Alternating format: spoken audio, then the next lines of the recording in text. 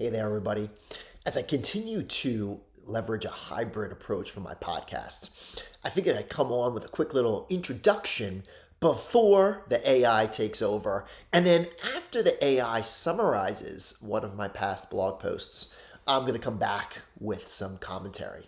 All right, enjoy. Unpacking the Backpack, where we delve deep into the ever-changing world of K-12 education. In this episode, we'll unpack the complexities of teaching, learning, and leadership with a practical lens. The undebatable ways technology benefits learners. The education landscape is undergoing a continuous transformation, with digital tools playing an immense role as they constantly evolve. By understanding how these tools impact teaching and learning, educators can determine which ones to use and how to implement them effectively. One significant benefit of digital tools is the emergence of innovative assessments. With the online environment's openness and the integration of game elements and real-time feedback, a wide range of assessment options have materialized. Educators can now create and implement various forms of formative assessment, which measures progress in ongoing learning rather than endpoints. Instant data reporting and analysis allow educators to respond more effectively to learner needs. Digital tools are also improving collaboration between students and teachers. Online platforms for discussion threads and learning management systems, LMSs, alter how students engage in writing and project-based assignments. Collaborative exchanges among peers, teachers, authors, and mentors can turn a simple student writing product into a multifaceted and informative artifact.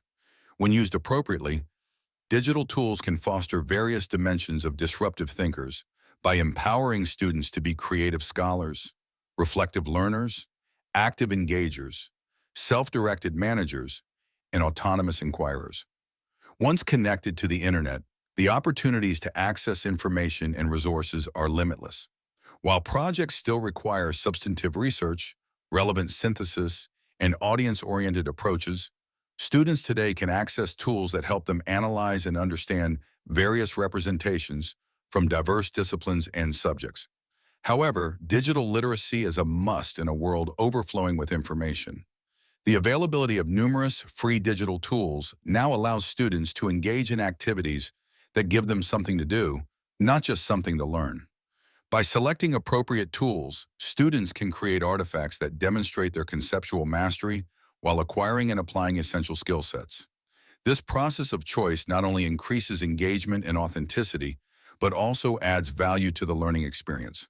When aligned with personalized pedagogy, harnessing the power of digital tools can help students take charge of their learning and become more self-directed in their education. Digital tools also provide an asynchronous response and inquiry platform, which is impossible in traditional brick-and-mortar classrooms. Whether written or video-based, online discussions offer diverse perspectives, collaborative opportunities, and time for contemplation and planning before responding. There is an array of personalized strategies where digital tools can be used to maximize the available use of time, including station rotation, choice activities, playlists, flipped lessons, and virtual courses. While this list is not comprehensive, it provides a clear rationale for how digital tools can support and enhance learning in and out of the classroom. Purposeful use by the learner is vital. The Relevant Thinking Framework is a fantastic resource that can be leveraged when planning lessons, tasks, and assessments. It is how the tool is used to construct new knowledge and demonstrate understanding in various ways that genuinely matter. Thank you for tuning in. For more information on how to integrate technology with purpose, check out one of my two books that, over this topic, either Disruptive Thinking in Our Classrooms or Personalize, which are both available on Amazon. All right, I hope you enjoyed that episode here on Unpacking the Backpack. And no fancy music to begin, no fancy music now. The way that I want to do this podcast is to just get into the nuts and bolts. So today we really talked about the undebatable ways that technology can enhance learning. And as I outlined in that blog post, was looking at how technology can improve collaboration, provide instant access, truly empower students to own their learning, flexible use of time, and innovate the way we assess. So let's just start talking with improved collaboration. In one of my many hats as a coach, I visit classrooms, thousands all over the world, and what I often see is opportunities to grow with how we get students to collaborate. And one of the pieces of feedback that I provide is how we scaffold our questions and create the motivation for students to want to have conversation during turn and talk, think, pair, share. But to truly improve collaboration after that turn and talk, after that think, pair, share, after a cooperative learning task in groups, technology can allow all students to use their voice and to share all of their responses on a digital tool, such as Mentimeter, Nearpod, Pear Deck, Padlet, and that in itself is collaboration. So when we think about the role of technology, let's just really zero in on the important aspect here. Technology allows every student to collaborate during checks for understanding, reviews of prior learning, or even closure tasks. It can also be used after cooperative learning to have every student share their insight. So that's number one. Technology definitely improves collaboration. Let's talk about instant access. When I think about rural and isolated locations, technology can bring the world to students. Virtual field trips, not new, they've been around, but different perspectives, doing video calls. Oh my goodness, the sky is the limit. But imagine giving students some thought-provoking, relevant tasks to solve, and where they have to cite evidence or gain different perspective. The instant access levels the playing field, regardless of zip code, regardless of where anyone lives. That access can be a game changer for students and create a more equitable learning experience.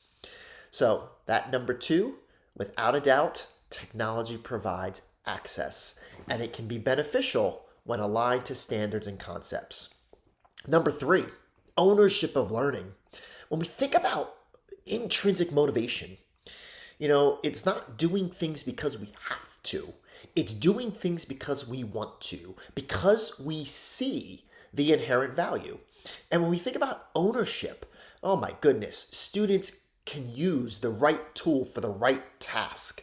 Students can show that they understand in virtually unlimited ways. I remember working with a high school in Mississippi, and after providing some workshops and coaching for the school leader, they actually worked as a staff to really begin to integrate technology with purpose. And I remember when I was in the school one day and I was working with the teachers, and two seniors came and sought me out. And they're like, Mr. Scheninger, we heard you were in the building today. We need to share with you what our teachers are doing. And they told me what this one chemistry teacher was doing. And I was just mesmerized. And as I listened, I'm like, this is awesome. Seeing these students so enthusiastic about their learning experience. So I went and found that chemistry teacher. And I asked him, hey, these students shared with me what you were doing. Can you explain? And I actually captured a video of it, which I will put in the show notes. But what he did was students were working through concepts related to chemistry, and to kind of deepen the understanding, they were going through a choice board. And one of the tasks in the choice board was for students to demonstrate that understanding at a much more complex level. And students actually, one group chose to use Scratch, and they created a game. And that game was able to effectively demonstrate that they understood the solving of chemical equations. I think that's what it was. But what was amazing about that was the teacher didn't have to use any tech. He created the conditions for students to choose the right tech, to demonstrate understanding. And in the end, he had all these different products. But what really transpired? that students' ability to own the learning process. And that can be showcased in so many ways. Saw another example the other day where I was working with coaches in Texas. And I empower all my groups to kind of think about, hey, don't tell me what you're doing, show me. Show me efficacy in your work.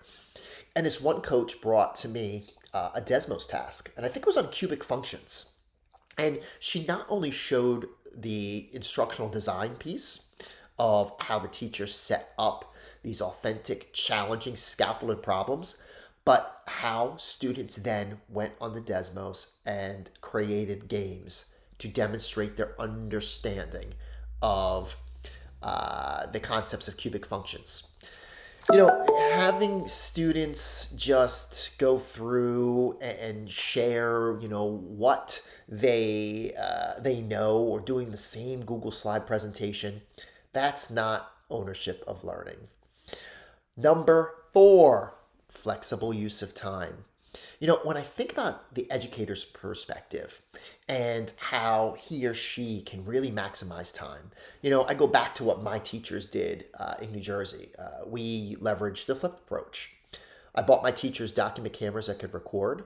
They recorded the mini lessons, uploaded it to Google Classroom, and then students watched those 7 to 10 minute videos outside of the classroom in lieu of homework.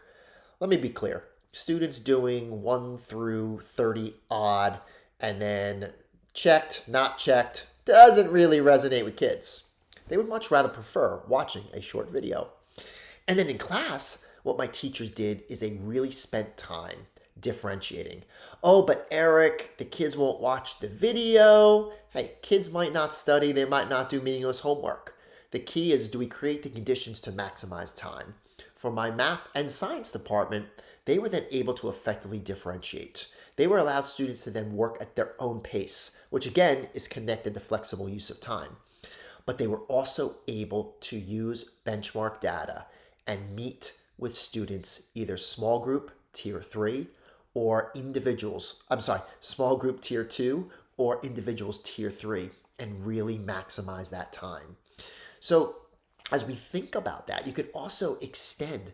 I don't want to see phys ed, art, music kids running around with devices, but those teachers could create a meaningful, relevant closure task, exit ticket, that students then can complete on technology as a real short homework assignment, which could have value. So again, technology, not debatable. It allows us to use time in a more flexible fashion. And finally, innovating the way we assess. Oh, I remember the days when countless hours were spent grading. And when we do all those exit tickets, how are we getting that feedback? When I think about innovating the way we assess, the self-graded Google Forms, Canvas forms, aspects in Schoology, why would we not want to provide our students with 3 scaffolded questions to formatively assess our learners and get that instant feedback?